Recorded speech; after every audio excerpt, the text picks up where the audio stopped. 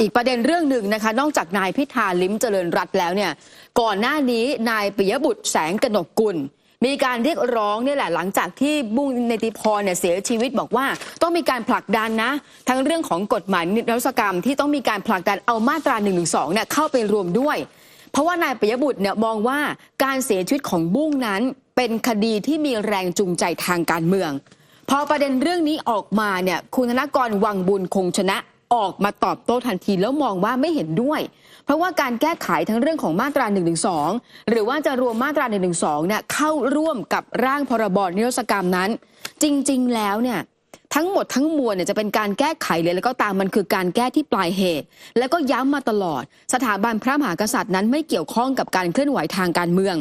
จึงขอคัดค้านถ้ามีใครไปเสนอมาตรา112ให้ไปรวมในร่างพรบนิรโทษกรรมว่าเป็นคดีทางการเมืองเพราะจริงๆแล้วมาตรา112เป็นเรื่องของความมั่นคงของชาติที่ต้องมีเอาไว้ปกป้องประมุขแห่งรัฐผู้ใดจะละเมิดไม่ได้จริงๆถ้าต้องการจะแก้ไขประเด็นเรื่องที่มันเกิดขึ้นควรจะไปแก้ที่ต้นเหตุคือคนที่ให้ข้อมูลบิดเบือนหรือว่ากลุ่มคนที่อยู่เบื้องหลังการเคลื่อนไหวของคนกลุ่มดังกล่าวเพราะถ้าเกิดไม่มีคนกลุ่มนี้ไม่มีผู้ใหญ่เหล่านี้ยุยงส่งเสริมให้ข้อมูลผิดคงไม่มีเหตุการณ์แบบนี้เกิดขึ้นส่วนเรื่องของประเด็นกฎหมายเนี่ยการให้สิทธิขั้นพื้นฐานไม่ว่าจะเป็นการประกันตัวอย่างที่อาจารย์เอ็ดดี้ได้มีการนำเสนอไปแล้วว่าตัวบุ้งเองหรือว่าแกนนำ3นิ้วเนี่ยได้สิทธิการประกันตัวนะหรือแม้กระทั่งเรื่องของเงื่อนไขต่างๆที่ให้เอาไว้กับศาลแต่ว่าเป็นพวกเขาเหล่านั้นหรือเปล่าที่มีการกระทำละเมิดเรื่องของเงื่อนไขที่ให้เอาไว้แล้วก็มองว่าสิ่งที่เกิดขึ้นนั้นเรื่องของมาตรา112คนที่พูดคนที่พยายามที่จะผลักดันเข้าไปในพรบหรือว่าร่างนิรโทษกรรมนั้นเนี่ยมันเป็นสิ่งที่ทำให้เป็นการเหยียบย่ำหัวใจคนไทยมากเกินไปครับคือขบวนการนี้เนี่ยคุณผู้ชมครับก็ต้องบอกว่าตอนนี้เนี่ยมีหลายคนที่อยู่ในคุกในตารางนะและคนนั้นก็คืออีกคนนึงคือบัตบาสนะมงคลธีรโคตรเมื่อวานนี้เราก็นำเสนอเรื่องของบัตบาสไปบัตบาสเนี่ยเมื่อวานนี้เนี่ยก็บอกว่าเลิกที่จะอดอาหารแล้วนะพอรู้ว่าบุ้งเนี่ยเสียชีวิตจากการอดอาหารเนี่ยนะครับก็ตัวเองก็เลิกล่าสุดครับเพจศูนย์ทนายความเพื่อสิทธิมนุษยชนก็โพสต์ข้อความบอกว่าศาลฎีกาเนี่ยไม่ให้ประกันบัตบาสเป็นครั้งที่3หลังศาลอุทธรณ์พิพากษาผิดมาตรา112จำคุก50ปีแม้เพิ่มเงินประกันเป็น500,000แล้วก็จะยินยอมติดกำไร EM เรื่องราวดังกล่าวนั้นเนี่ยครับก็คือบอกว่าบัตบาสเองเนี่ยทนายความเนี่ยเข้ายื่นฎีกาคำพิพากษาพร้อมร้องขอประกันนะครับบัตบาสซึ่งตอนนี้เนี่ยนะครับมีความผิดในคดีมาตรา112แล้วก็พรบคอมพิวเตอร์จากการโพสต์ Facebook รวมทั้งหมดเนี่ย27ข้อความคดีนี้เนี่ยบัตบาสถูกจับและดำเนินคดี2ครั้งหลังนั่งอดข้าวประท้วงเรียกร้องสิทธิประกันตัวผู้ต้องขังทางการเมืองหน้าศาลอาญาช่วงสงกรานต์ปี64แล้วก็ได้รับการปล่อยตัวชั่วคราวชั้นฝากขังของศาลจังหวัดเชียงราย2คดีละ 150,000 บาทรวมเป็นเนี่ย300,000 บาทซึ่งได้รับการช่วยเหลือจากกองทุนราษฎรประสงค์ก่อนหน้าเนี่ย26 มกราคมปี66ศาลชั้นต้นเนี่ยพิพากษาว่าการกระทำของจำเลยเนี่ยจำนวน14ข้อความแล้วก็ยกฟ้องเนี่ยอีก13ข้อความเนื่องจากไม่สามารถระบุได้ว่าหมายความถึงราชการและบางโพสต์ก็ไม่ได้เป็นการดูหมิ่นประมาทหรือแสดงความอาฆาตมาร้ายต่อพระมหากษัตริย์พระราชินี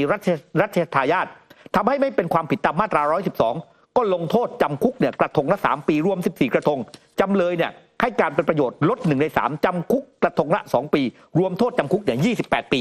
นั่นคือ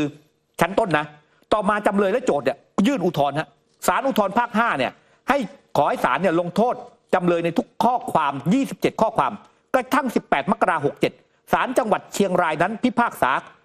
ศาลอุทธรณ์ภาค5แก้ไขคำพิพากษาของศาลชั้นต้นโดยเห็นว่าคำพิพากษาศาลฎีกา 637/4 6374/2556 วางหลักความผิดตามมาตรา112ให้คุ้มครองรวมถึงอดีตกษัตริย์ด้วยจึงเห็นว่าจำเลยกระทำความผิดอีก11กระทงซึ่งก่อนหน้านี้ศาลชั้นต้นยกฟ้องลงโทษจำคุกกระทงละ3ปีจำเลยให้การเป็นประโยชน์ลดโทษให้1 ใน 3เหลือจำคุกกระทงละ2ปีรวมจำคุก22ปีเมื่อรวมกับโทษจำคุกอีก14กระทงก่อนหน้ารวมเป็นโทษจำคุกเนี่ย50ปีซึ่งเป็นโทษจำคุกในคดีมาตรา112นะครับซึ่งไอ้ศูนย์ทนายความบอกเนี่ยมันสูงที่สุดในประเทศไทยเพราะคุณทำหลายกรรมหลายวาระไงนะทำหลายกรรมหลายวาระแล้วเขาพิพากษาแล้วเขาลดโทษให้แล้วนะใช่ทีนี้เนี่ยคุณผู้ชมครับล่าสุดเนี่ย15 พฤษภาคมปี67เนี่ย2 วันที่ผ่านมาเนี่ยครับทนายความก็ไปยื่นฎีกาโต้แย้งคำพิพากษาของศาลอุทธรณ์ภาค5ต่อศาลฎีกาแล้วก็ยื่นคำร้องขอป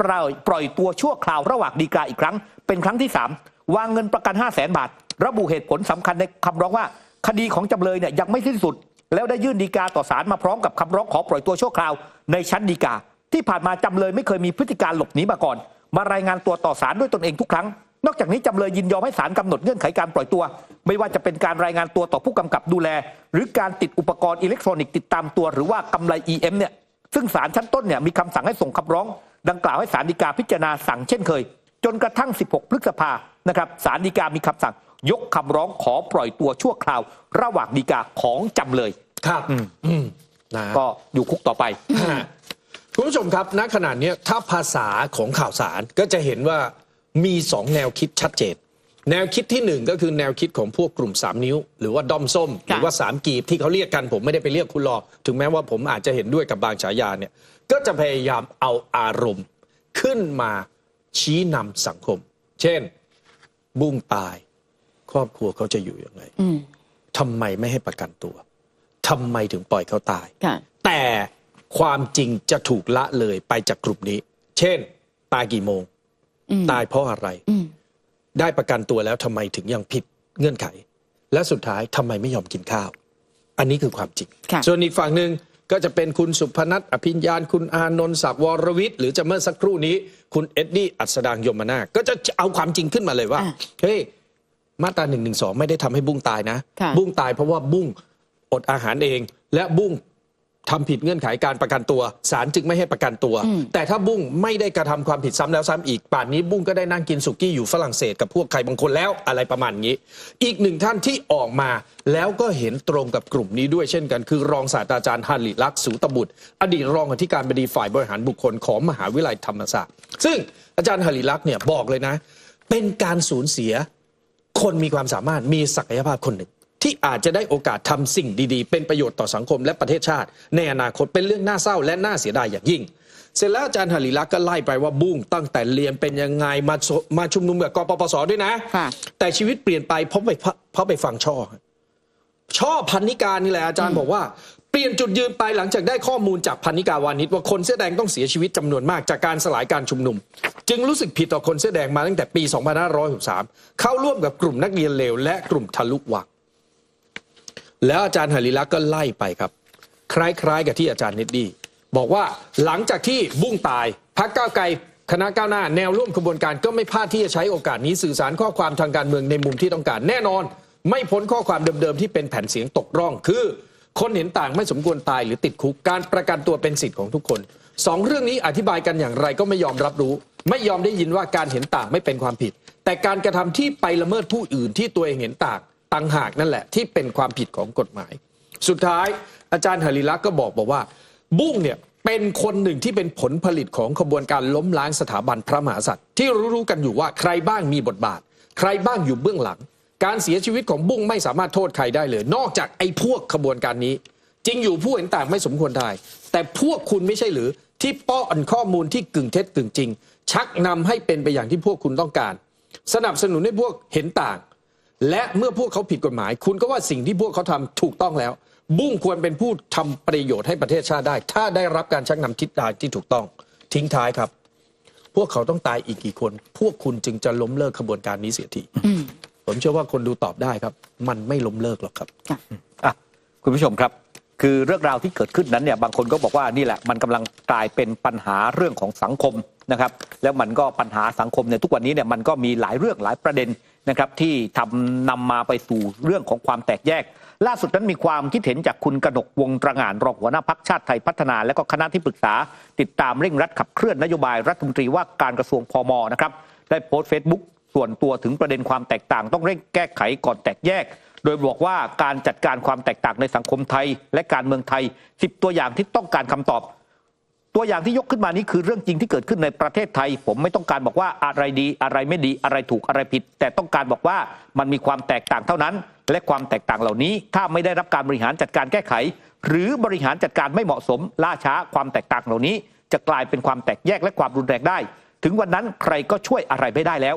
1. คนจนกับคนรวย 2. คนชนบทกับคนเมือง 3. คนได้รับการศึกษาสูงกับคนได้รับการศึกษาน้อย 4. คนส่วนใหญ่ทั่วไปกับคนชายขอบเปราะบางติดยา 5. เกษตรกรรายย่อยกับทุนใหญ่เกษตรกร 6. ร้านโชห่วย กับร้านสะดวกซื้อและโมเดิร์นเทรด 7 ลูกหนี้กับเจ้าหนี้นอกระบบและสถาบันการเงิน 8 คนเจน Z นะครับอัลฟากับคนเจน X แล้วก็เบบี้บูมเมอร์นะครับ 9 คนเพศปกติกับคนเพศทางเลือก 10 คนปล่อยของเสียกับคนรับเคราะห์คุณกนกบอกว่าประเด็นการบริหารจัดการที่ต้องตอบกับความแตกต่างก่อนแตกแยกและรุนแรงทั้ง 10 ประการนี้ตัวอย่างที่ต้องคิดและหาคำตอบร่วมกันหนึ่งความสมดุลและความยุติธรรมของคู่กรณีอยู่ตรงไหนเพื่ออยู่ร่วมกันอย่างสันติ 2 การอยู่ร่วมกันโดยไม่ริดรอนสิทธิ์ของกันและกันทำอย่างไร 3 การใช้ทรัพยากรโดยทรัพยากรธรรมชาติอย่างเป็นธรรมทำอย่างไร 4 การลดน้ำหนักความเป็นตัวตนและการเพิ่มน้ำหนักความเป็นส่วนรวมทำอย่างไร 5 เงื่อนไขของสังคมเศรษฐกิจการเมืองเพื่อการบริหารจัดการประเด็นเหล่านี้ให้สำเร็จคืออะไรและจะจัดการอย่างไรครับอีกประเด็นเรื่องหนึ่งนะคะที่ก่อนหน้านี้เนี่ยเป็นประเด็นข้อถกเถียงกันเรื่องของการดำรงตำแหน่งของนายพิชิตชื่นบานเนี่ยปรากฏว่าวันนี้ค่ะ40 สวเนี่ยมีการยื่นศาลรัฐธรรมนูญนะคะในการพิจารณาทางด้านของสวดิเรกฤทธิ์เนี่ยให้สัมภาษณ์บอกว่าประเด็นเรื่องนี้เนี่ยเป็นประเด็นสำคัญพอไปพิจารณาข้อกฎหมายแล้วเนี่ยก็คิดว่าควรจะต้องมีการส่งให้กับศาลรัฐธรรมนูญเป็นผู้พิจารณาคือสวเนี่ยเข้ารวมชื่อกันทั้งหมด40 คนขณะเดียวกันเหตุผลที่มีการบรรยายส่งให้กับศาลรัฐธรรมนูญก็คือเรื่องของคุณสมบัติลักษณะต้องห้ามของบุคคลที่จะมาดำรงตำแหน่งรัฐมนตรี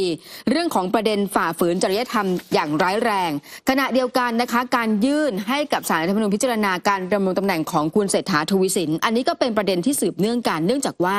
มีคนทักท้วงว่าเมื่อรู้อยู่แล้วว่าคุณพิชิตมีคุณสมบัติที่ต้องห้ามเนี่ยทำไมถึงมีการเสนอชื่อให้โปรดเกล้าแล้วก็ดำรงตำแหน่งอีกฉะนั้น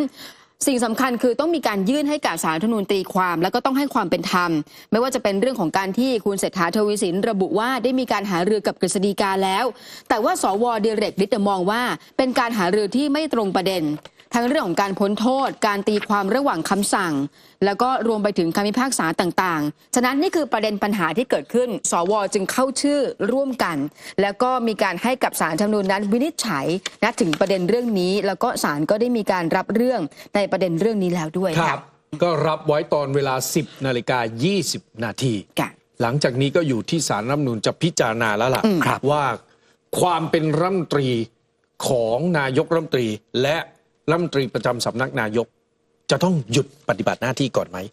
อะไรอย่างนี้มาร่วมสนับสนุนท็อปนิวส์นำเสนอความจริงได้แล้ววันนี้เพียงกดปุ่ม Super Thanks แล้วเลือกจำนวนเงินตามที่ต้องการได้เลยครับขอบคุณครับ